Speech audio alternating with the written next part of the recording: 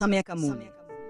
एक प्रेरणादायक कहानी। एक बार की बात है, एक छोटे से गांव में एक बुद्धिमान संत रहते थे।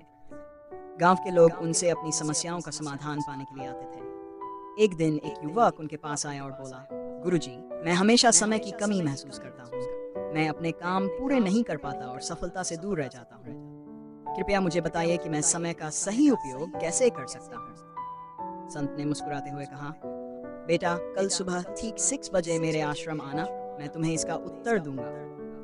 युवक सहमत हो गया और अगले दिन सुबह जल्दी उठकर संत के आश्रम पहुंचा। संत ने उसे एक पत्थर का टुकड़ा दिया और कहा, इसे बाजार में लेकर जाओ और देखो कि लोग इसके लिए कितनी कीमत चुकाने को तैयार हैं, लेकिन इसे बेचना नहीं। युवक ने पत्थर को लिया और बाजार चला गया। बाजार में लोगों ने उस पत्थर को देखा और कुछ ने उसे 1-2 रुपये देने की पेशकश की। युवक वापस आया और संत को सारी बात बताई। संत ने कहा, अब इसे सुनार के पास ले जाओ और देखो वह इसके लिए क्या कीमत चुकाने को तैयार है। युवक ने ऐसा ही किया। सुनार ने पत्थर को देखा और कहा, यह एक दुर्लभ रत्न है, मैं इसके लिए तुम्हें 3 रुपये दे सकता हूँ। युवक ने यह बात भी संत को बताई। संत मुस्कुराए और बोले, देखा बेटा, जिस पत्थर को बाजार में लोग कुछ रुपये देने को तैयार थे, वही पत्थर सुनार के पास 50 रुपये का हो गया।